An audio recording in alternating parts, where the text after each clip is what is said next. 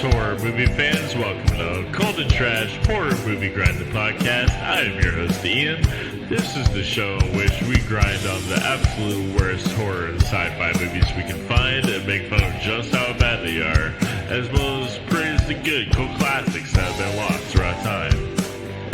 Now get ready, because we're about to dive real deep inside of Hollywood's dumpster in search of the good, the so bad it's good, and the fucking ugly. Now put on your seatbelt, grab a beer or two, and enjoy the show.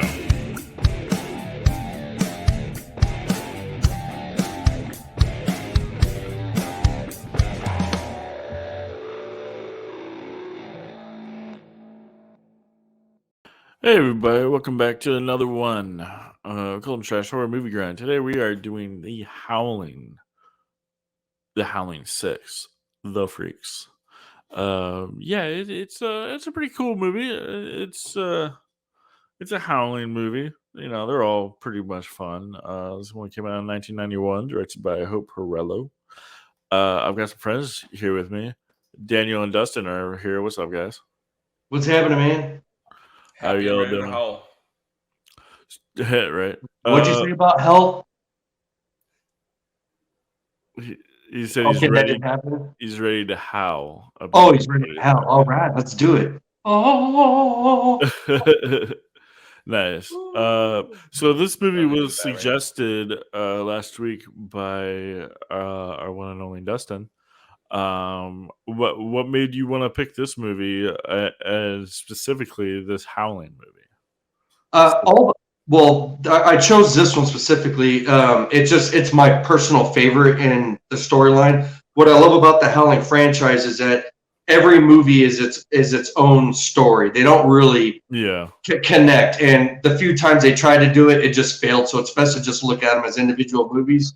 Right. But what drew me to this one is that the werewolf is not the villain in this movie. This is a movie about the werewolf being the hero, and because he doesn't agree with the way that people who don't look, like everyone else are being treated, for one thing, and he starts getting treated that way, feels bad, and decides to save the day. And it's a lot different. Most of your werewolf movies all consist of werewolves in the woods. You decide to take a stroll in the pitch dark without a flashlight, you're going to get eaten, type of very simple scenario. Right. Yeah. And I love the concept of this one, where the werewolf you were rooting for. It was pretty cool. He's like a loner. He just strolls into town, and just another Ian out there in the sea. His name is Ian, which caught me by surprise. I thought that was pretty neat. Doesn't he have like a French accent or something? I just couldn't figure it out. I don't think so. It's supposed to be some kind of accent. He's supposed to be from England, but it does not sound like an English accent. It's not very good. It's very watered down. It's actually English. It's impressive how bad it's done, but So the only other Howling movie I've seen is the second one, Your Sister is a Werewolf. And that one, the werewolves are bad. Are they usually the antagonists in each of the films? The werewolf is the bad guy? Except for part 3, I would say yes. In all of them but 3 and 6, they're the bad guys. Interesting. Okay, cool. I do want to point out right fast. I don't know if everyone is familiar with FX artists, but this one in particular had a very good, well-known FX artist on board. His name's Todd Masters, and I'll just give you a few. His resume is huge, but he did the RoboCop remake. He did the artwork on Elysium. He did the Underworld movies. He also did 30 Days of Night, Slither, Child's Play, and Day of the Dead. So this guy, all of those, right? And when he does animatronics, that's what he does. He's not up there with Tom Savini, but I feel he should be. Yeah. Yeah. Maybe we should do like a ranking of the like people like that. That would be great, man, because a lot of they deserve a lot more recognition for the work that they do. I mean, that's high quality come to life art. Yeah. That's slowly disappearing. But there are some like Todd who still get on board for movies and will do what he does and do his FX and animatronics. Uh-huh. Yeah, for sure. So what was your introduction to not only this movie but the Howling franchise as a whole? I had seen it on TV. Part 6 was the very first one that I saw. I don't remember how old I was. I was pretty young, and it made me really like werewolves because I hadn't seen any other werewolf movies. I was quite young. I think I was 7 or 8 when I saw it. As soon as I saw that, and I saw that it was part 6, I had to see them all. It was really easy on the weekends for me to come across one of those because in the early 90s on HBO, you could catch one of those regularly. You catch that a Jason movie, a Freddy movie, or whatnot. I slowly made my way through there until I turned 15 and got a Hollywood video card and rented all the other ones. Oh, nice. So, Right. so 6 is one of your the first ones you saw. It is. It has a nostalgic feel for me too, because it introduced me to the effects of someone metamorphosing into a wolf. Yeah, that scene was really gnarly too. The Howling never. That's the only franchise where they don't ever fail to deliver some kind of animatronic werewolf, except for Part 7. Yes. The 7 should be blown up and put in that. I mean, they make a shit joke in that one. Literally, some guy walks past the antagonist, shits in his pants, runs in the bathroom. Everyone runs out, plugging their nose, and he just starts laughing. There's no rhyme or reason to it whatsoever. It just happens. All right. Daniel, same question to you. What was your introduction? Have you seen this movie before? I had not seen this particular version of it before. I stopped watching after 3 because it was one of my birthday presents from a good friend that I used to watch bad movies with a long time ago. And actually, after 3, I was pretty much done with it. There wasn't going to be anything better than Howling 3 for me. So I'm going to have to... Until now. Yeah, well, no. Not until now. I didn't watch the other ones, but we're going to have a fighting point sooner or later. Yeah. Howling 3 for me redefined a genre of I'm very uncomfortable and I have no idea where this entire movie is going to be going. So I would say that 6 felt pretty good, but I still had I had questions at the end of 6. So I'm going to ask those to you, Ian and Dustin, later because I don't know what happened in this movie, and I was paying a lot of attention. Yeah, but I'm not sure what happened.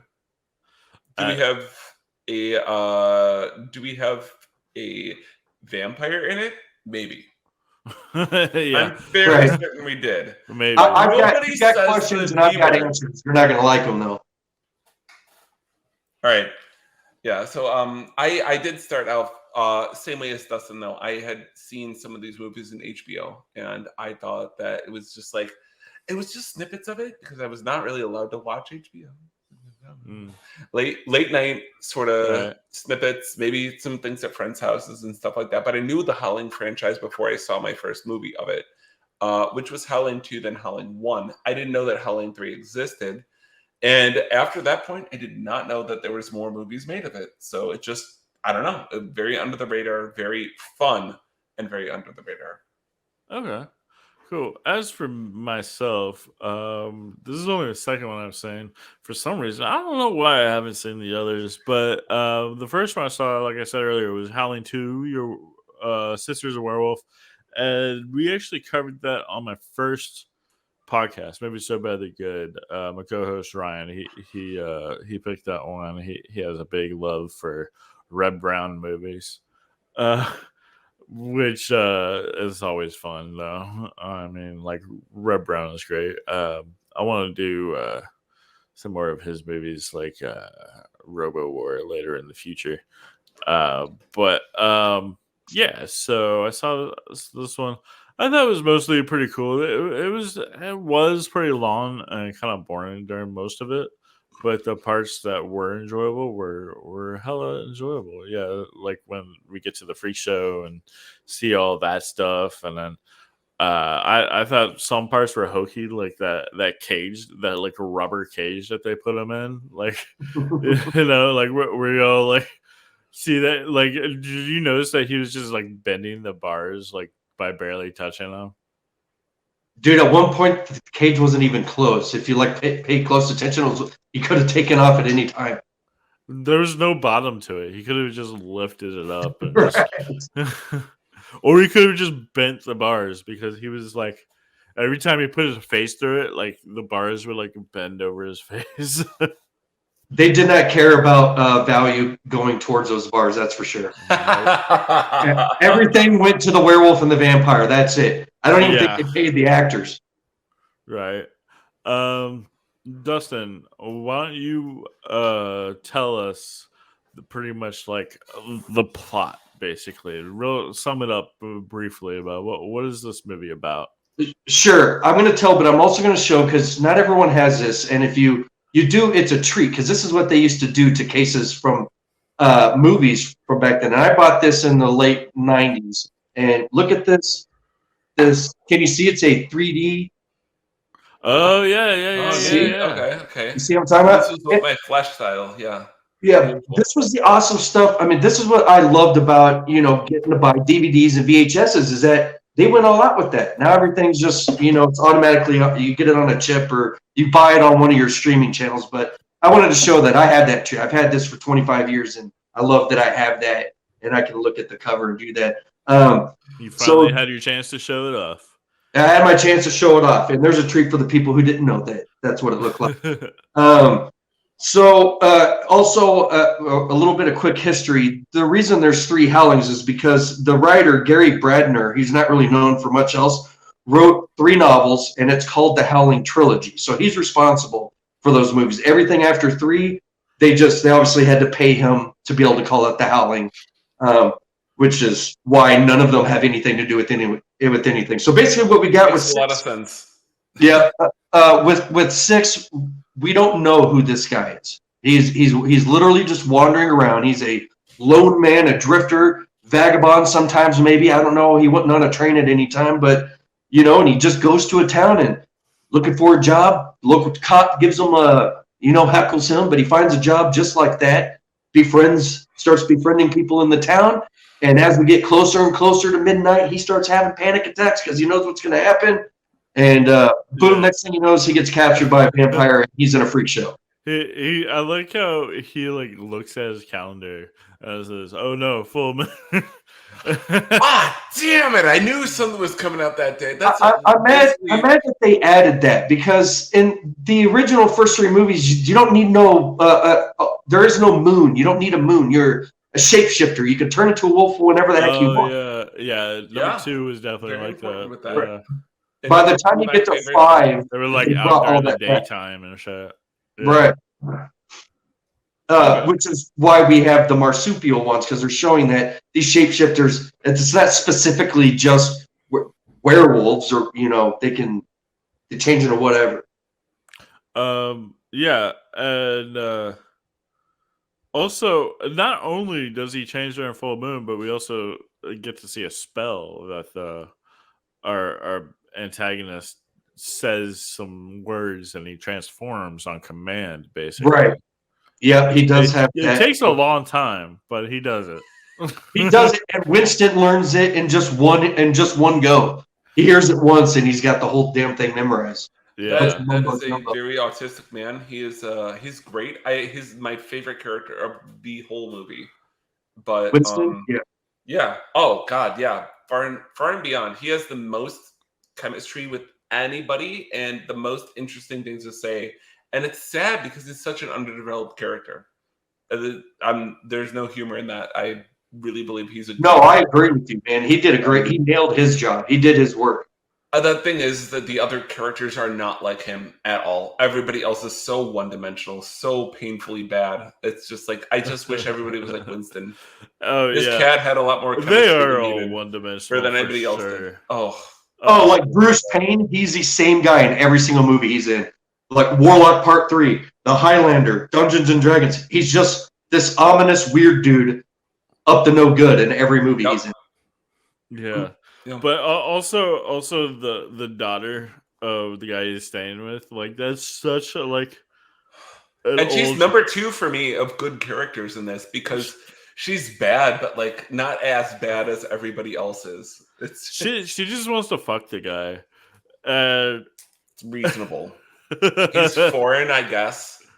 Not as foreign. Not as foreign as everybody else. It's just like it's so campy. It's just like the guy like takes him in. It's like, you stay with me if you do some work. Oh, here's my hot daughter. And here's my hot daughter. Please don't touch her. I am a preacher.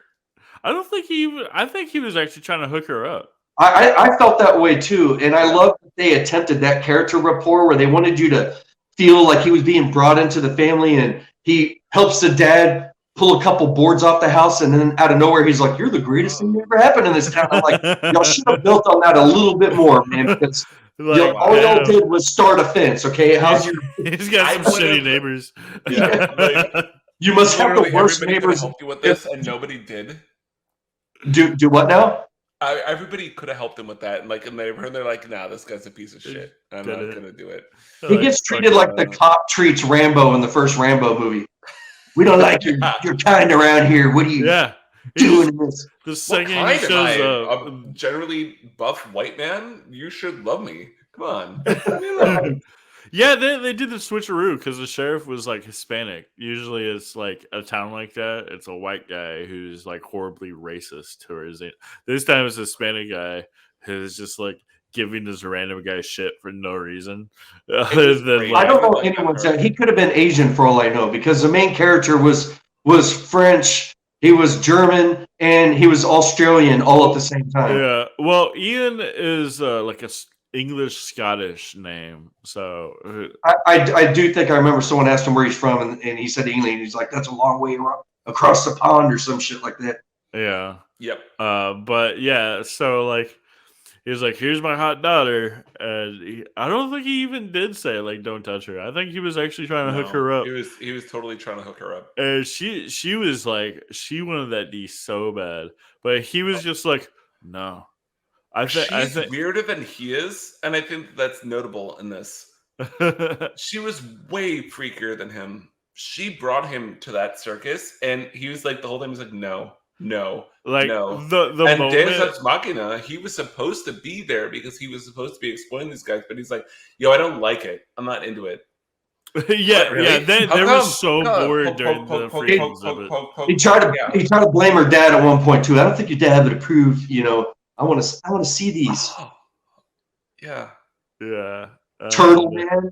That was the most ridiculous sculpture in that entire room of. No, he said it was the Incredible Turtle. The Incredible, Turtle. You guys took way better notes than I did. I appreciate that. The Incredible. I didn't even take notes. Man. I didn't either. I took mental notes. I've just seen the movie a bunch. Yeah, but they were so bored during that freak exhibit. That was. Oh no, it's not just them. Everybody who watched anything inside of that entire freaky thing, unless somebody was dying, they were not entertained. Literally, every segment that they have inside of the freak show is people just like, But I just. I don't understand this. There were moments when they were picking on each other. But they got so okay. I'm gonna go 3/4 of the movie through. They were so into the idea that he was gonna turn into a horrible monster, and then when he didn't eat a cat, everyone's like, you know what? I've seen this already. It's fine. Nothing crazy here, man. Like it's just another freak show, whatever. That was crazy. They just threw him a cat. No, but the people's reaction were insane. They were like, oh my god, monster. Oh, okay, it's not really a monster. It's like just a man transforming into a different type of thing. Like I've the show sucks. If he had eaten the cat, it would have been awesome. And then now he's furious. Fuck this all, man. The show's ruined. He didn't eat the damn cat. Now we got nothing. This is nothing like when I saw Swamp Thing. What ticked me? The cop pissed me off more than anyone else because he suspects something's up. Goes to the damn circus, sees a grown man caged up with chains, and he's like, this isn't normal. explain to me what's going on. How about get me the fuck out of here? And then he goes outside, and Birdie man just pops out of the dumpster. Hey, what's happening? No big deal here. Just man hanging out in the dump. And if you see that guy, let him know I'm around. You know, it's just he didn't find any of that. Maybe I should do something here. Type of. There was no sirens or alerts. There was literally no comprehension in the entire staff's line in this movie. Like, they just sat there doing their job. Throwing eggs at the newbies. That happens. Yeah, and so the movie like makes it clear that when he turns into a werewolf, he doesn't remember what happened. He like gets amnesia, so it's like he just like comes back and is like, "Oh, what happened?" And the way we know this is because like it showed him transform right in front of the chick, and then it's like fade to black. Next thing, he's caged up, and he's like, "Oh yeah, you killed her." He's like, "No," and then he finds out later he didn't kill her. He just like killed somebody else or something.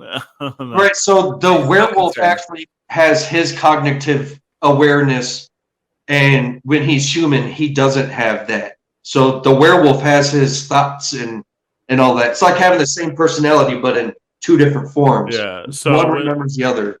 So when they throw the cat at him, he like remembers that it's like his friend's cat. It's his friend's, right? That's why he tosses it to him. That he's like, no. It's not that he didn't want to kill a cat. He just didn't want to kill his friend's cat. Right. He didn't want to kill his friends. That's to let you know that the werewolf is aware.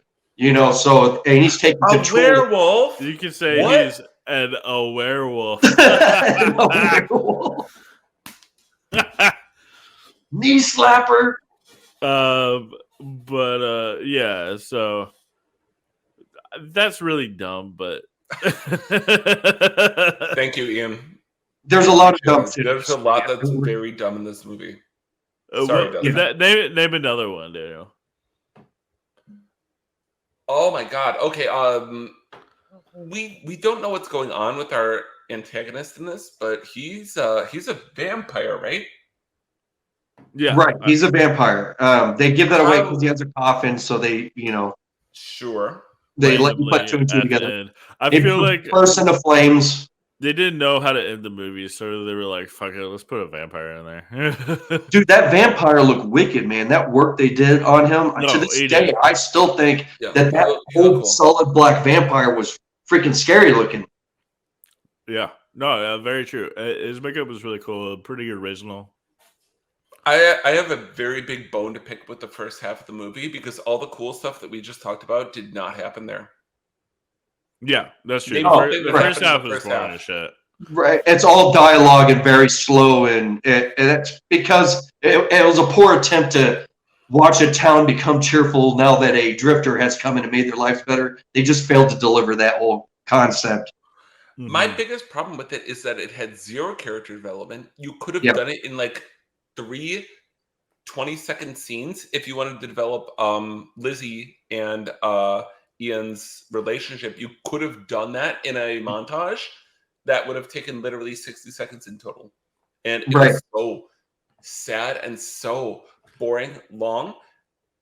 And I don't mind sad and boring long if you deliver at the end of it, but the failure to explain any part of how the other freaks came in there, why they were so insane, or any part of this, like I love the idea of having a vampire freak collector that like goes around and is like, oh, look at this weird specimen of humanity. I can't drain their blood. I'm gonna bring them into my circus, and then I'm gonna take them along with me because it makes me look fairly normal. That would be very fun to do, but he didn't do that. Yeah, and it would have been a very fun path to explore that just had nothing. They had nothing. They didn't go for it. It wasn't fun for them to play around with, or they just didn't care about any of the other characters besides like the main 3, and they didn't care that much about them either. They had barely explained the vampire guy. He just existed. Right, and it is easy to also oversee the fact that there were people being killed, and that was supposed to is this the werewolf guy doing this? Who's doing that? And that didn't really stick that well either. because the cop then finds a dumpster full of bodies, and you remember, oh yeah, there was a couple times where a dark figure ate something, and it was done and over with so quickly, it was very hard to notice it. Yeah, I agree with you, man. The first half of the movie, not the best. Yeah, because like he turned, and then he jumped out the window and ran into the woods, and then he turned back really quick. I mean, we assumed that he killed some people, but like it was still like the middle of the night when he turned back. Like it was still a full moon out. So right. Turned back quick. Well, how full is a full moon though? Like for how long does it actually stay all that way full? I'm not going to get into the science of trying to figure that shit out. They just in this movie, I guess we'll just presume it only lasts 30 minutes. The movie proves to you that you can't do that kind of science. Mm-hmm. I've got a big question for Dustin. This is driving me nuts about this movie. So, Ian was created by the original vampire. That is something that they allude to during it, because that original vampire kills off his family, and all of a sudden he becomes a werewolf. What the actual fuck happens there? And why is it that after the vampire sucks Gator Boy's blood, does the vampire blood end up winning out over that when he sucks that guy's blood, and then he carries him off into the distance in this huge romantic scene that doesn't fucking include Lizzie, because fuck her. But what is going on in this mythology? I hear what you're saying, man. There was a potential sequel happening there, and I'll get into that later. But what he was definitely, and they failed to really convey this. He was definitely on a search trying to find these vampires responsible for taking everything. At no point do they definitively say that he got bit by a vampire or a werewolf. You just, at some point it must have been a werewolf. So it's a werewolf hunting down this vampire clan. Vaguely, very vaguely is that stuff put in there. And that's what's so wacky about these Howling movies after 3 is that they sprinkle in shit here and there, and you're not sure what you should be focusing on as the storyline. So it's easy just to say we got a random dude walking through a random town and he happens to be a werewolf, than trying to figure out the little bit of spice they put here and there that the writers just didn't do it right. And there's a lot of that happens in these movies. I don't mean to be very pushy at you specifically, Dustin, but you did suggest this as being one of your ones that you wanted to see reviewed here. So I was like, I need answers, Dustin. Right. Dustin, give me answers. Why did this movie happen? I don't fucking know. That's also fine. Well, if you ask me why did 3 happen, I would say I don't fucking know, because 3 has nothing to do with 2 either. You're just all of a sudden they're making a movie in Australia and there's kangaroo werewolves, and I mean, also in part 5, random group of people getting to travel through a old-timey castle, and they're getting picked off one by one. So it's a Clue movie. What werewolf did it with what weapon and in what room type of shit. I thought that was 7. Did I get them mixed up? You got them mixed up. So 7 actually tried. So I'm going to answer your question about 7 actually tried to tie 4, 5, and 6 all the way through, and they put clips of all 3 of those movies in there, and they didn't explain fucking shit, man. I'm telling you right now, there was a scene where it shadowed back to a little girl that was that was in part 6 that was watching him turn into a werewolf, in the Freaks movie. They pointed out that she was there and that she's now here and still alive. That was it. They said nothing else. They never brought her up again. They just mentioned that there happened to be a girl at that freak show in part 6, and she's still alive wandering around. Then they brought the woman from part 4, which was a remake of the first one. They have a clip of her in therapy going, I saw a werewolf once, and he's like, I understand, that's some tough shit. And she has nothing to do with the story of part 7. They just cut to her having therapy parallel to this movie happening. And then they tried to add part 5 in there where they're going through the castle and they're like, yeah, see, all the werewolves came from them because what happened is they all got bit. Then the castle collapsed on top of them and they dug themselves out 100 years later and made a bunch more. And none of it made any fucking sense. And then you had a guy shit in his pants and the protagonist is like, oh, the guy shit in his pants. Like, what is this? What is that right here now? Tell me how these are actually gliding together, and you're not just showing me clips and then saying these Who gives a fuck that there was a girl at the circus from part 6 and still alive? What does that have to do with their current problem of a werewolf eating people in their town?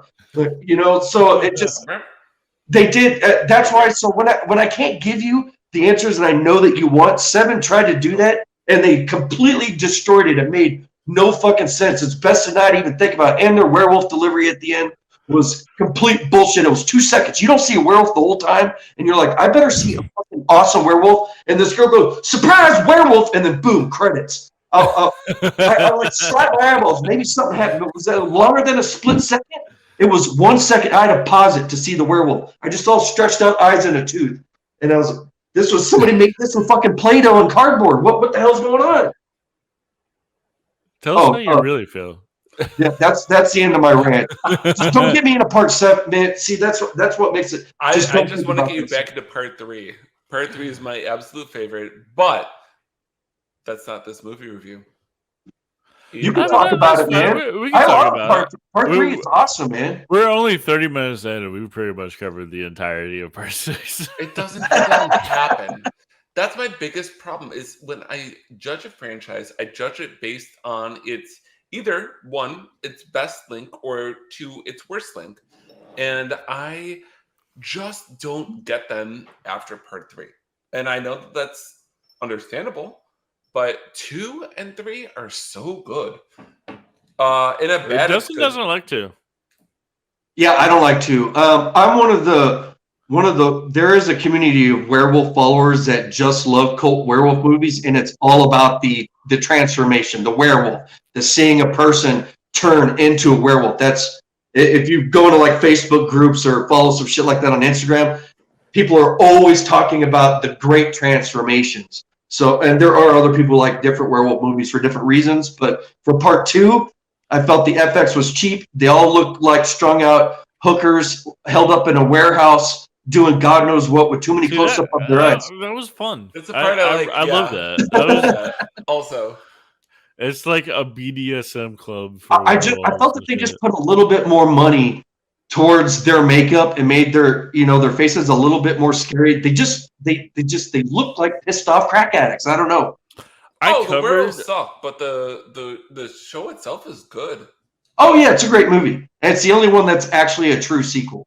It's a sequel to the first one because the alpha female, the one that turns everyone and decides who's going to be a werewolf, she survives the massive fire. And yeah, you got Sybil Danning, you got Red Brown, you got Christopher Lee. Like, what a cast! And part 2 and definitely part 6, they definitely belong in the so bad as kids genre because of the amount of just fuck it that they put into these movies. Yeah. Like, especially part 2, like. Sybil Danning, she's very known for being naked in her movies. Like, that's why they cast her. But for this movie, they were like, "Oh, we lost it, Daniel." Yeah, he'll be right. His audio's on. Yeah. So anyway, like I was saying, they got Sybil Danning, but in that movie, she was just like, "I don't want to be naked in this one." They were like, "Well, just do like one breast out." Which she does. Yep. And then at the end, during the credits, they just like replay that 17 times in a row. I love that awkward when the little person was just like touching her one boob for no reason. Yeah. He's like smoking a cigar and then touching the one boob. I'm like, what is this weirdness? Yeah. Oh, by the way, Daniel said in chat that he's currently puking. Yeah, that's fine. I just wanted to tell the audience so they know. Oh, okay. His for the audience, so that you, the listeners, are aware. Daniel's cat is puking. And all over his computer. Got in his hair, too. Yeah, oh, yeah. Yeah. If only his... Oh, he's back. Sorry. Did your cat make it? You had to throw him in the trash. Huh? I know. I just push him into the trash. Do you have a werewolf nearby? It's gonna be no. I need a hermaphrodite or other. I don't know what that character was actually that killed the cat. The cat, because the cat does actually die. It's supposed to be a he/she, like, half woman, half man type of thing. The best thing that I like about that is they don't actually let you know what the other half actually does. So it's just like kind of weird for it. That was an actual thing for freak shows. It was like, see the half man, half woman. Yeah, the bearded lady. Yeah, and like that was just like a thing that they did. I mean, everything was like really fucked up and offensive. Like, see the person born with a fucking mutation. Yeah. Whoa. Gross. Dude, think about how that shit was like in the 1800s and stuff. It was just like, I mean, Elephant Man, that's a real thing, and he was forced into actual freak shows. And with people throwing shit at him and making fun. I mean, that's just terrible, man. P.T. Barnum from Barnum and Bailey. What he was doing that shit. Like I mean, we all love Barnum and Bailey, circus, yay. Right. And then they made that musical a few years ago. But like the real guy was a fucking piece of shit. Like he was Everybody just like touring. Like was a piece of shit. It was like, look at this midget. Look at this woman who grows a beard. They just keeps getting worse and worse for those guys, man, because they've also lost a lot of credit and money due to the way they treat the animals. Also, that started an uproar where people like, don't go see Barnum Bailey Circus. They treat their tigers and elephants like shit. That's why it turned on them. Yeah, that guy was a piece of shit. But like, I mean, now it's cool. It's fun. Take your kids. It's fun. Dude, have you seen how they train a tiger? They literally punch it in the face. Really? Right. So if it doesn't make a mistake, because it's a huge cat, full fisted, they'll punch it in the face as hard as they can. When you're training an animal like that, it's only a matter of time where he's like, you know what, man, my arms are bigger than yours. You're going down. Yeah. But anyway, but we have actually a museum here in Austin that Daniel, you came to visit one time, and we went to go see it, the Museum of Weird. Have you been there, Dustin? I have been there, sir. I know what you're talking about. It's awesome. It's right off 6th Street. Yeah. It's pretty cool. It's like pretty much the exact things that we saw in this movie were in that museum. He has great collectibles that he got directly from that were used on set and stuff. So like they were that's I thought that was pretty cool that they used actual like real life freak exhibits that were actually real. Like there was the penguin girl or whatever. It was just like a girl with like weird short legs. The Freaks movie from the 1940s or whatever. Yeah. All those. We should probably cover that on the show. That would be a great movie to watch. To review, because that was like the last bit where they publicly used real people with deformities to be in a movie. That caused a huge uproar when it came out. Like, audience couldn't handle it. I wonder what they got paid, man. That was so long ago. Yeah. So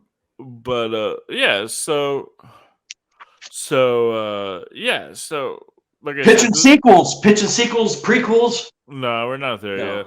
Oh, I've got a good fight. If Ian, if you're not ready for one, I want to know why in the world this is Dustin's favorite one of the series, because I do not agree. Don't agree. I didn't say it was. I wouldn't say it's my favorite one. Out of the series of Howlings? Yes. Well, you've only seen 3 of them. You haven't seen 4, 5, or 7, or have you seen any? Or 8? Oh no, I haven't seen those ones specifically, but the ones that I've seen, this is better than those. Favorite. I love the storyline of this one more so over the others. But I mean, the other ones, Reborn, that came out in 2011. That one's awesome. If you want to see some up-to-date animatronics and really cool-looking werewolves, check that one out. It's not a bad werewolf movie at all. It's the story that I fell in love with over the other ones, because they all have different complex stories that are weird, and they start getting odd by part 3, and just everyone's completely different. This one's just my personal favorite, and it's perfectly okay for anyone. Your opinion's no more invalid than mine. Yeah. So Exactly. No, well, that's right. what I want to know. It's not a challenge specifically. It's just like, Right. I don't get it, and I would like to know more. Well, for nostalgia reasons, it is one of the first werewolf movies that I saw, but I love the fact that a werewolf could be a hero because they were only portrayed as bad entities. And I fell in love with the fact that he was the hero. I wanted more. I wanted to see sequels of him going town to town and destroying more vampires because they're Werewolf vampire hunter. Right, and starts becoming like a vampire hunter. That I thought that would be badass. But yeah, it can be a simple answer, and the simple answer is that I just preferred this story and the way that they humanized a werewolf that's normally so terrifying and thirsty for human blood, and they didn't do that with this. They went the opposite route, and there's not very many movies that do that. Yeah. When it comes to werewolves and vampires, that is. I think Underworld did it in one, but they weren't the first ones. Although I will say that this movie is like, it's really just like an episode out of the old Hulk TV show. You know, With Lou? Yeah, exactly. Because that's what the premise is of the entire show. Like each episode, he just like wanders into a new town, and then some shit happens, and like Hulk's out. And then like a little girl is about to get like ran over by a car. So he hulks out, turns into the Hulk, stops the car, saves the girl, and then he turns back and then he's like welcomed in, and then there's like a bad guy. He hulks out again, then he leaves the town and goes to a new town. And that's like this really reminded me of that. Like instead of Hulk, he's a werewolf. So we got one episode. But Daniel, one other thing that I also really look forward to in these older movies like that is I am really big in animatronics and FX. And the guy who did this movie, he's done a lot of films that I consider classics. I could do almost all of them. I loved what he did with the vampire. Name one vampire movie you've seen where it's a solid black leather vampire, rib cage sticking. I mean, that's some scary. His fingernails are black. True creature of the dark. I loved his version of that and the werewolf transformation. He spent a lot of time on that costume, making the guy 2 feet taller and with the extended legs and watching his fingernails grow and all that. I love that. That transformation was so cool. Yeah. Daniel, what did you think about the transformation? It was the shining light for me. It gave me 2 solid points up on my score, and that is not enough for the movie. I was very upset at the movie in general. Is this your least favorite Howling? Yes. Well, out of the ones I've seen.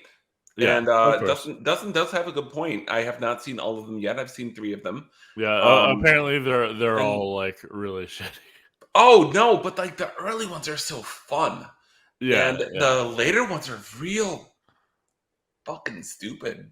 Like, I don't know what's going on with like the way that they produce the plot and the pacing and all of that, but like I really, really, really have a bone to pick with those movies that have the pacing where like, okay, you won't get an idea that there's something cool going to happen for the first half of the movie. Then after that, you're going to have to wait another half of that half to get to something cool, and it's going to be really actiony and awesome, and then it's over. Well, right, and that's done intentionally, man. The whole having your werewolf, huh? I know, but I hate that intention. It just works bad for me as an audience. Oh, I get it. You just don't like that where they're just a bunch of bullshit to give you the big kaboom, because all these movies that's what it's about. You're waiting for the werewolf because that's the most expensive part. It's actually one of the reasons why they don't make werewolf movies hardly at all anymore, because they're known for costing. The cost is really high, and the chances of it even making slightly return or their money back is very low on the spec. They're automatically negatively spoken. There's not a single horror werewolf movie I can think of that's gotten great praise besides American Werewolf in London. And that's not very good. It's right. just, it's there existing. It's just, oh man, werewolf movies suck. And when you want to try to cross that thing into action movie, you end up with some like Underworld, and you're just dead. You're dead in the water because it's like, oh, well, that's an action movie, not a werewolf movie. Like, right. And their werewolves look like hairless monkeys anyway. That really pissed me off. Is this the first movie to have werewolves fighting vampires? The first movie, I can't think of one, but I know there are vampire versus werewolf movies, but I can't think of one before this one. This came out, what, 1991? Yeah. I don't know of one earlier than that, but there's got to be one before that, for sure. Yeah. The fight scene was cool. When the vampire was like melting from the sunlight, I thought that was badass. That was like old school Clive Barker effects were in there. No, I love that. That was actually really cool, and that gave it a few more points on my book. Yeah, and that's the point of these movies. Any of these Howling movies, I can tell you right now, the ones that you haven't seen, all of them, what you're waiting on is the grand reveal of this awesome transformation of a werewolf. 4 has probably the best one, and I told Ian that earlier when we were doing a whole collage of them, is that 4 is known for just being the absolute worst, but because the werewolf is so awesome at the end, it puts it above some of the others. Yeah, and it's just that's the remake, right? So it's just the first one, right? Worse. It's it's the first one remade. Now, how would you? You said that it has a really badass transformation. Would you say that the transformation on that movie is better than the transformation on the first one? Yes. Yeah, it's way more scary. They put a lot more work into it, man. The werewolf was massive, at least 3 times the size as the werewolf that they transitioned 3 times in the first one. Okay. If anything, it's worth fast forward. There's a werewolf transformation in the middle too, where you see someone turn into liquid, into slime, and then a werewolf skeleton comes out of that slime.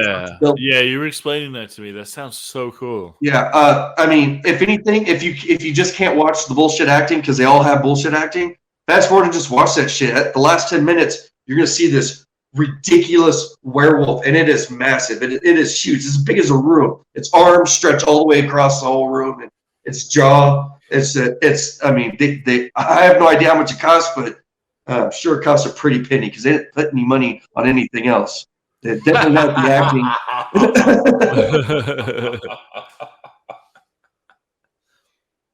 Yeah. So that's just at the very end, you said? It's near the end, right? So you'll see her running towards it's kind of like a church with a bell. Once you see her running towards that, that's at the very end. That's where she's about to see this crazy transformation of this guy that she thought was normal, and then all the other werewolves start coming too. And they're kind of like stuck in this building with this chaos happening. Are you on the internet trying to see if you can get to it? I am. I had that feeling. I'm not finding any luck though, so no. Well, Ian, let me go ahead and interrupt this conversation then and let you know why my absolute favorite of this one is Howling 3. There's not a lot of question as to why it is if you've watched it before, but the production value is better. They want you to have a certain vibe. It starts off by being wacky off the edge. They want you to feel uncomfortable immediately with all of the characters in it. Like, oh, the main character's a rapist, and maybe the person who's also a main character is going to also always feel hunted. That's going to be great for a werewolf movie. But I like how uncomfortable the special effects make you. Yeah, very early start into it, but after the it starts before sex scenes in it, where everybody's super duper sweaty after having just a little bit of sex, and it's like something is going on that's very weird here. And you start to get into it, and then you see that this lady has a giant scar and a whole lot of hair, and it turns out it's because she's a marsupial, and that's her pouch. Yeah, and she's impregnated immediately, and it gets fucking nasty and weird after that. Oh my god! I sent Ian a picture of it earlier, and with everybody that I sent out to. Well, I sent it to the movie group, and there was just like, I don't know what I'm looking at. I don't like it.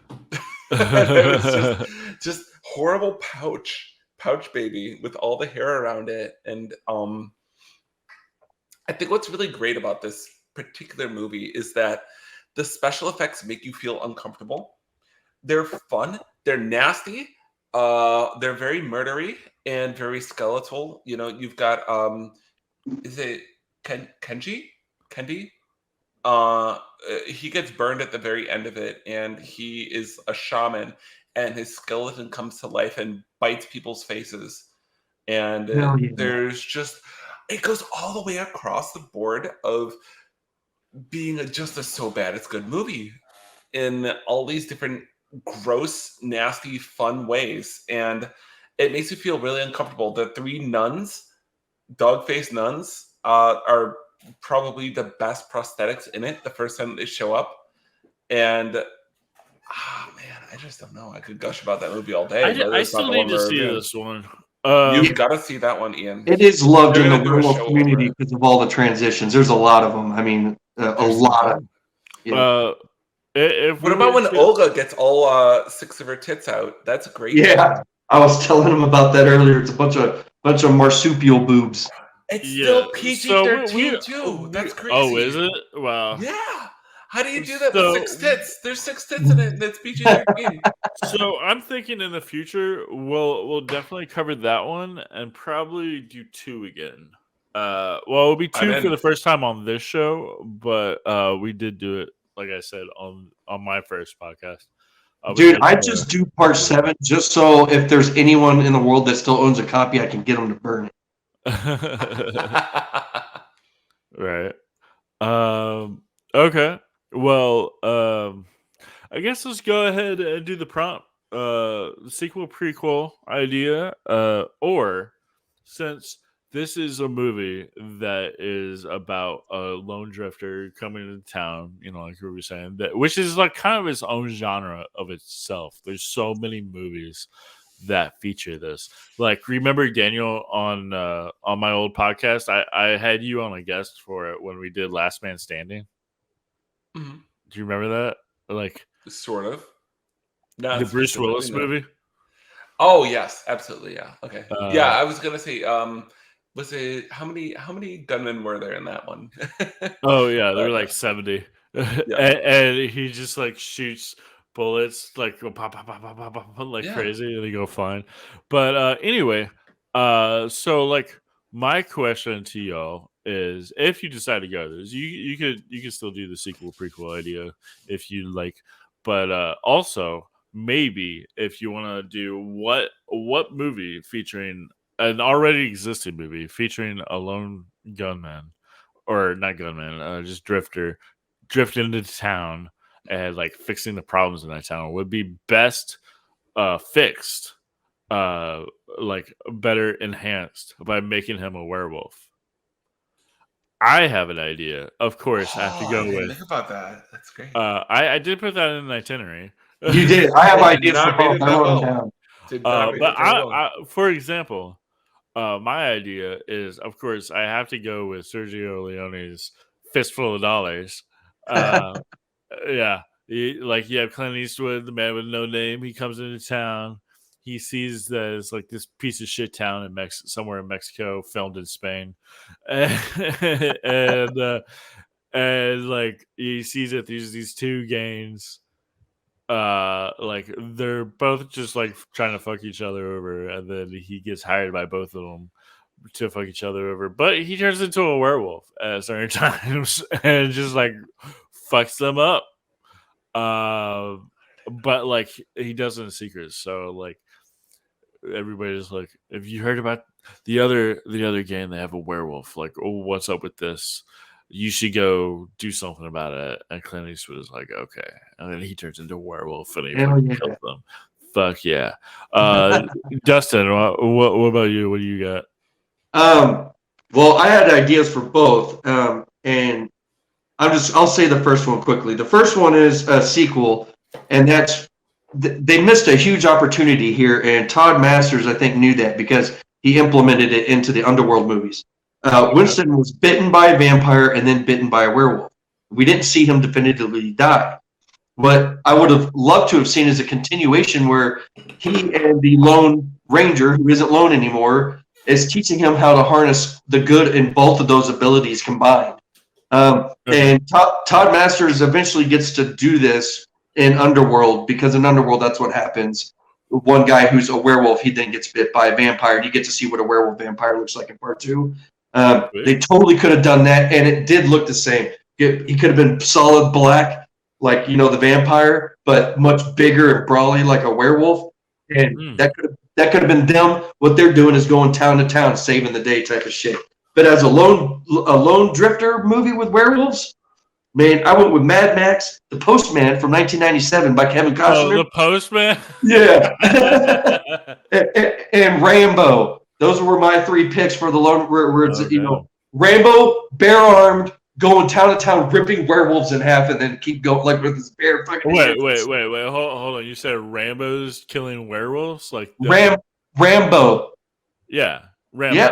But Rambo is killing werewolves. So he's not a werewolf. He's just killing werewolves. No, he's just killing. Like, he's so strong. He's literally catching them in the air by the throat and ripping an arm off and beating him with it. Daniel seems very flabbergasted by this. I just want to watch that movie. That sounds awesome. We need to... What? The Rambo is just ripping werewolf arm? Yeah, man. Yeah. Nothing to do with werewolves helping him. He's out here to kill werewolves. It's just another...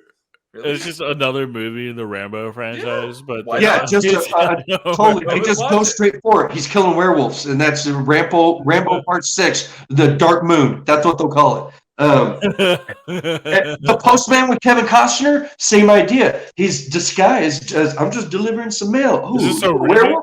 Fucking tears him in half. Yeah, fuck this guy. And so then he's just. Oh man, I haven't seen that movie in a long time, and just that movie and Waterworld are my 2 favorite Kevin Costner movies, and they are the most hated, and they don't deserve that kind of hate. I don't. I mean, I only saw Postman once when it first came out, but I remember being bored to death by it.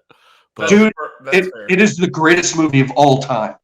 I don't know about that. That's incorrect. I know. I thought it was a fun movie, man. That's different. That's a very different opinion than what you just said. I enjoyed it about as much as you can enjoy 7 Years in Tibet. Best movie of all time is no. Is that all you had? Oh yeah, that was it. We can move on. Okay, Daniel, how about you? I just need to catch my breath. I'm sorry. that was pretty good. Yeah, Rambo killing werewolves. Just a random movie in the Rambo franchise. No, so I've been thinking about it, and I know that it's not quite a werewolf, but the idea of if something like Django, they went forward, the guy's he's carrying around his big old coffin, and a fucking vampire springs out of it. Amazing. Okay. I imagine that would solve all your problems. I would like to be a werewolf, but it doesn't make as much sense. I'm just imagining the idea of a gunslinger. Like, you got a big old coffin. Like, what springs out but a goddamn vampire? Like, oh shit! I probably should have expected this, but I didn't. That would make an awesome movie. You know what? So Quentin Tarantino, we all know that, and in case you don't know, he's done 9 movies, and he plans to retire after 10. So he's got one more movie, and he's playing around with some ideas. One might be like we've heard that he might do like a Kill Bill 3, or he might do like a Star Trek movie. But another idea that he's been playing around with is Django meets Zorro. And I would watch the fuck out of that. That sounds right. way better than the rest. I just want to know, who would he choose for Zorro? Because he's not going to choose. Antonio Banderas? No, he wouldn't choose Antonio Banderas. He needs somebody better. Well, Antonio's not the same actor as he was. He seems like, when I watch him now, he looks as lazy as he is old when he's doing his current acting. Dude, what if he got Michael Madsen? as Zorro. That might be the shit. I didn't really care for Anthony Hopkins as the Zorro dude either, man. That was kind of strange. But anyway, so he could do this. Like Quentin Tarantino can do Django meets Zorro versus werewolves. I would probably watch that too. I mean, honestly, I think I mean, that he most did of Dusk what Till Quentin Dawn, Tarantino would so do, I would watch. yeah. He So doesn't always hit the mark, but it's very fun to watch. it's like Dusk Till Dawn, kind of like, you know, it started out with Django and he meets Zorro, and it may or may not be Michael Madsen. They got a good FX guy. I don't care what the story is. I'm just gonna watch it because I want to see the werewolf. Yeah, and so they like team up, or maybe they're fighting. They're probably fighting over bounties or something. Whatever brings them, like, yeah, they're probably enemies at first, right? And then but then they get attacked by a werewolf, and then they have to like team up against the werewolf. How cool would that be?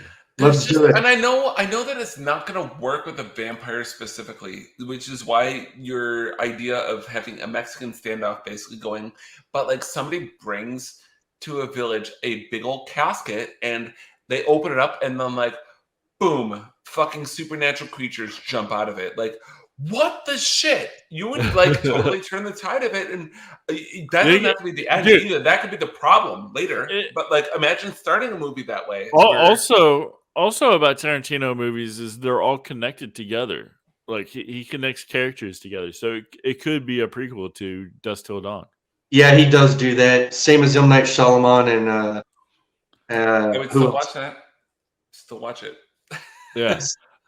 So yeah, it could be like a prequel to Dusk Till Dawn, and so it's like Django and Zorro go to the 1800s titty twister.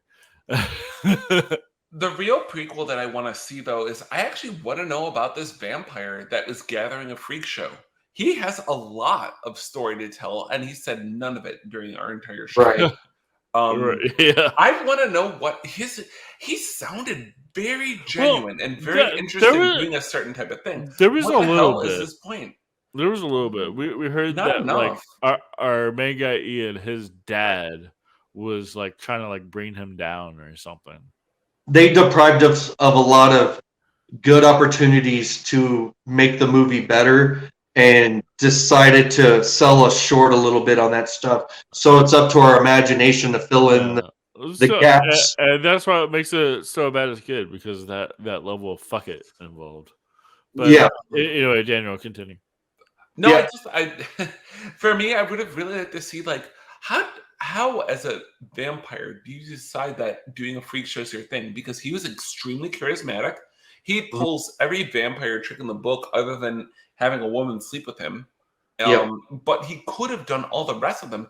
He even tricks Gator Man. I don't remember his name specifically right now, but Winston. He tricks him into becoming part of it by just being so appealing and so charming and so. But you're one of us. You'll never hear the word freak again. Right. This is us being. That's the last laugh you'll ever hear. And his charm, I want to know where it comes from to him looking out for other freaks. There's something that happens in this guy's life that he decides, I went from being charming vampire to like, I could just be a traveling freak show. And he's got to charm the hell out of everybody. What's his real motive? Because even when he goes, he's not trying to just earn money. He's not trying to earn fame. He's not trying to kill people. He's doing it, sure.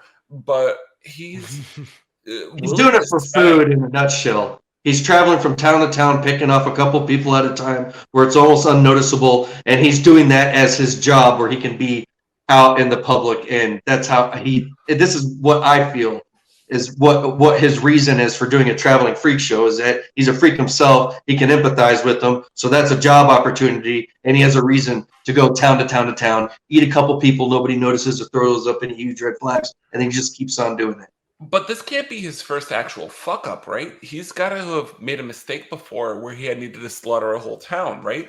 Right. So I want to see that. I want to see him building his way up to this. Like, I've got this really tight idea of how I can make it happen, and I'm just gonna pick one up here. But then I want to get him caught earlier on in one. Like, there's no way that sheriff was the first smart guy that he ever met. That guy was not intelligent at all. He couldn't. Sheriff was a moron. There was like no red flags to him. No. Random strange dude chained up in a basement. Fine. Got body parts in the dumpster. You're into this, right? Yes, it's consensual. All right, man. I'm just I'm a forward-thinking sheriff. I'm pretty sure biting off animals' heads is illegal. But I want to see his backstory. I think it'd be very fun to watch. I know it's not in the Howling line, but it could be part of. Dude, I love that idea. I would watch that movie if they did just his story, because he could have been doing it for like 500 years. We don't know. So what was the very first thing that made him decide that that's what he needed to do? That would be great. I think you're on to something there, man. Let's write it. Let's write that script together. Nobody wants this. No Oh, more you're right. Howling movies. They ended 10 years ago. We have to let it die. You're right. No, but I mean, they did say that like his dad was like trying to bring him down, so we could see that story. So yeah, that would be pretty cool. They had a they could have done all that shit with 7, and they decided they wanted to awkwardly tie 4 different movies that have different plots completely into a movie that has a completely different plot, and nothing made sense whatsoever. It's I just tried so hard at 7, and I couldn't make it through today. I gave up. I gave up at 7. Yeah. Don't do it unless you really just want to ruin your day. That's fine. I'm here. I mean, don't let anyone else ruin your day. Be a man. Ruin it yourself. Oh yeah, no, that's what 7's about. Yeah, that's what 7's about. Also, like the movie just ends with him just like taking his friend out, like just carrying him out of town, and then it just goes to credits. So, like, what happens next? Right. That's what I was saying. There's a sequel right there. He's carrying a friend who's been bit by a werewolf and a vampire. Something screwed up could happen with that, and they could have easily started that off anew. And they are friends, and he's having to help him overcome this, jolt of power from both sides. That sounds so boring, Dustin. Why don't we just do a rehash of the last 3 movies? Yeah, really the answer is nobody cares. That's the real audience answer. opinion is not there. Nobody cares. The movie is never Dustin by himself. Everyone has moved on. Actually, the most successful person was Todd Masters, the person who did the FX. He's the only one who made something of himself out of this movie. Yeah. So everyone else, they all disappeared off the planet. Look at their current photos. They all look miserable because they never got another job doing acting ever again. I just want to poke at Lizzie really quick with this one. I thought that Elizabeth was a very bad character, only because she started off very strong and very weird and went nowhere. Oh no, because she wanted to bring him into the freak show. She wanted to involve him in all this stuff. She was enjoying it, and it felt like she was going to be a very strong influence on what he did. But no, she just wanted to make out with him. She just wanted to take him somewhere to make out. Like when they got stuck in the elevator, she was just like, moment, she was gonna go somewhere with it. Like I don't know. He rejects her. She goes up there and starts taking off her clothes, and he's like, "Not today." Yeah, but it drove me a little crazy, and I saw it at the end though too. She's supposed to be in her town. She stays there, and then the Lone Ranger comes in, and then goes out. But I thought that she was supposed to be a demonic influence of some type, like Preacher's daughter. Brings him in, makes him watch all this stuff. He goes, I don't really want to do this. Like, oh, come on, you've got to do more. You've got to do more. You've got to do this. You've got to do that. And like, I thought she was going to end up being a strong character, and she wasn't. I hate it. Well, that's okay. Okay. But my mom says never say you hate something. That's too strong. Say you dislike it. Yeah. I'm just kidding. You can say you hate it. I don't care. I was going to say, it sounds like something that her dad would have said. That's just something my mom used to say to me when I was a kid. I wasn't allowed to say hate. She treated it like saying the F-bomb. Yeah, I agree with that. That is a strong word. Let's go ahead and rate this thing. Dustin, you go first. This is your pick. Right, and I give it a 5.5. Wait. Hold up. I forgot to mention. What's that? What we're changing as of today. We are changing the rating scale. If you go to my past podcast, we had 3 ratings. It was one over the quality of the movie production. Another Oh, one was over story. Another one was over overall enjoyment. But it like took so long. It took us like 30 minutes to get through it. So I I think I threw was that part of away. that, and I got confused at one point. Yeah, I threw that away, and I was just like, let's just do enjoyment. But now I want to bring back production. So give me 2 ratings. One on the production, the quality.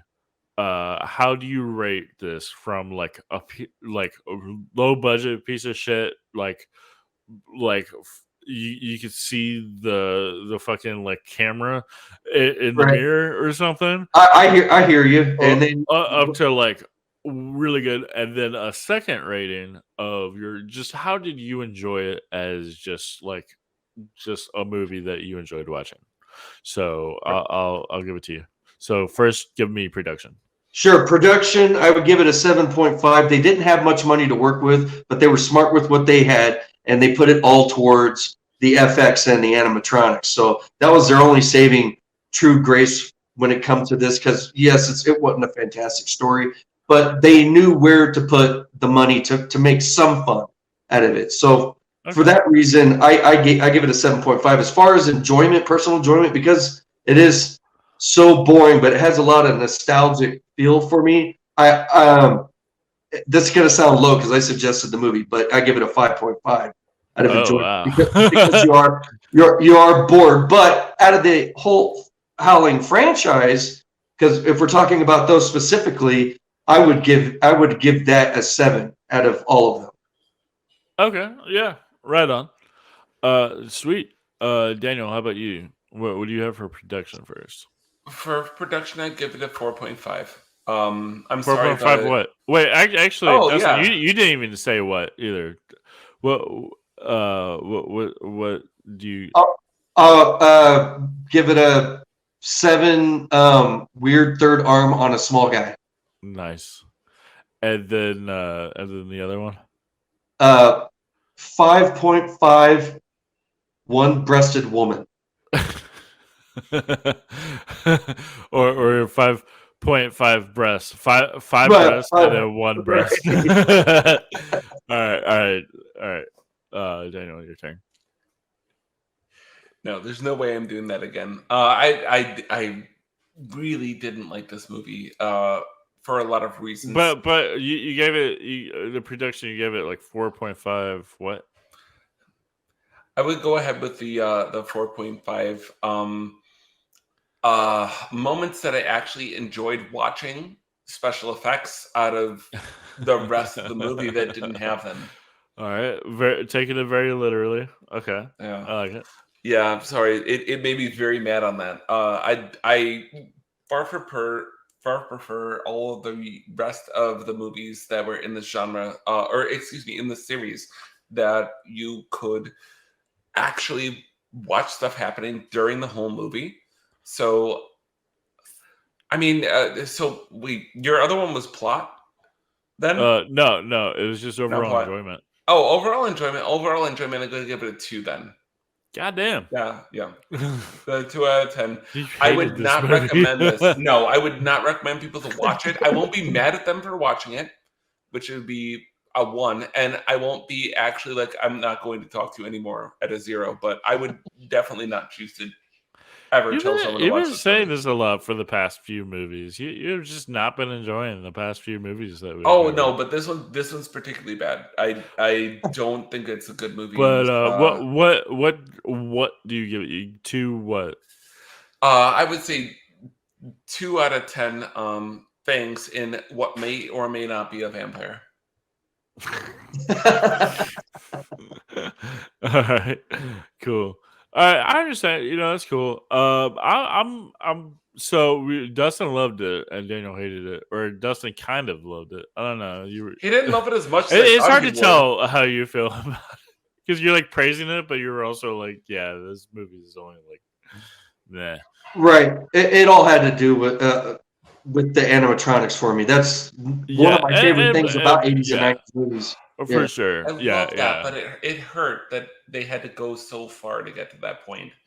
Right. I do agree with Dustin, like the idea that he's actually a werewolf is a protagonist, and like he goes against his werewolf stereotypes to like this movie is very pro werewolf, and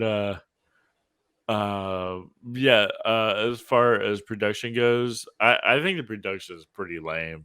Really, I mean, it's everything. All the props they were all really cheap, but yeah, you had this really amazing transformation scene. So it's like the transformation scene is like 10, but the everything else is like a 1. So we'll meet at halfway. I'll give it. I mean, everything else is pretty decent. Really, I've seen much worse. So I'll give it 6 rubber cages that our protagonist is like cannot figure his way out of. As far as enjoyment, I mostly enjoyed this. I was really bored during most of it, but the I mostly enjoyed it, but I was mostly very bored during the whole thing. You can be both. but the non-boring parts were pretty captivating. Like, yeah, I agree with everything Dustin said. Like, the story was pretty cool. It's kind of like, I mean, I really enjoy the Lone Drifter comes into town. I mean, there's so many awesome movies like that. This And wasn't one of them. there's also shitty movies like that, but I mean, they're fun too. Like Blood and Bone is one too that I think Daniel, you were in that episode too. Oh yeah, no, I like that one. And yeah, you know, you got Fistful of Dollars, you got For a Few Dollars More, and Sergio Highway to Leone. Hell. Have you seen that? Which one? Highway to Hell. The Lone Ranger goes to hell on his own to find his dead girlfriend. Damn, that sounds awesome. Yeah. I'm gonna have to check that out. It's on Tubi right now, man. It's pretty cool. He fights the devil and everything just to fight his. It's crazy. Yeah. That's another thing I like. People going to hell to like. He enters hell willingly on his own. It's like Dante's Inferno, but like, okay. It's crazy. And it starts off with him getting seduced by a dead rat zombie woman witch. And he's like, I don't believe this for 1 second. And then she reveals herself. And then he continues on his journey. And he's just like, all right, talk to nobody. They're all fucking from hell and crazy. Well, anyway, with my enjoyment, I'm gonna have to give this. I mean, there's a lot of movies I enjoy a lot more than this, and I do like Your Sister's a Werewolf a little bit more, just out of the like the goofiness factor, the campy factor that beats this one. But then again, like I don't know, this kind of like gave me like They Live vibes, especially with that like heavy blues guitar when he walks into town, like bow, bow, bow. That was pretty cool. So I'm trying to like even figure out where I even want to put it. I'll give it.